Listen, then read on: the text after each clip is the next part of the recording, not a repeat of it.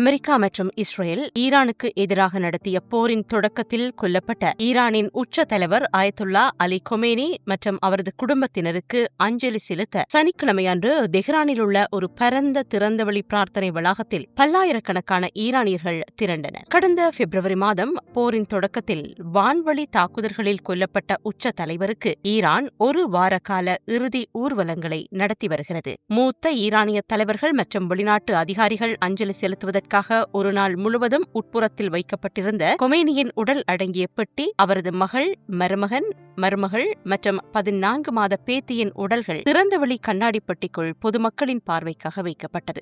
அமெரிக்காவுக்கு அழிவு என்ற முழக்கங்கள் இந்த பிரம்மாண்ட பிரார்த்தனை கூடத்தில் எதிரொலித்தன. இந்த இறுதிச் சடங்கு தொடர்பான நிகழ்வுகளுக்காக அமைதி பேச்சுவார்த்தை ஒரு வாரத்துக்கு நிறுத்தப்பட்டுள்ளதாக அமெரிக்க அதிபர் டொனால்ட் ட்ரம்ப் கூறியதாக ஆக்சியஸ் இணையதளம் செய்தி வெளியிட்டுள்ளது. ஈரானின் தலைவர்கள் அனைவரும் இதில் கலந்து கொள்வதால் அனைவரையும் ஒரே அடியில் வீழ்த்தியிருக்க முடியும் என்று ட்ரம்ப் கூறியதாகவும் அந்த இணையதளம் குறிப்பிட்டுள்ளது. ஆனால் நாங்கள் அதை செய்யப் போவதில்லை, ஏனென்றால் அதன் பிறகு நாங்கள் பேச்சுவார்த்தை நடத்த யாருமே இருக்க மாட்டார்கள் என்றும் தெரிவிக்கப்பட்டிருக்கிறது. இறுதிச் சடங்கில் சில ஈரானியர்கள் அழுவதைக் கண்டு தான் ஆச்சரியமடைந்ததாகவும் மக்கள் கொமேனியை வெறுக்கிறார்கள் என்று தான் நினைத்ததாகவும் ட்ரம்ப் அந்த செய்தி நிறுவனத்திடம் தெரிவித்திருக்கின்றார். ஒருவேளை அவை போலி கண்ணீராக இருக்கலாம் என்றும் அவர் குறிப்பிட்டிருக்கின்றார். ட்ரம்பின் இந்த கருத்துக்களுக்கு ஆர்மீனியாவில் உள்ள ஈரானிய தூதரகம் எக்ஸ் தளத்தில் பதிவிட்டு பதிலடி கொடுத்திருக்கிறது. உங்களுக்கு நாகரீகமோ வரலாறோ மானமோ இல்லாததால் உங்களுக்கு இதெல்லாம் புரியாது என்று அதில் குறிப்பிடப்பட்டிருக்கிறது.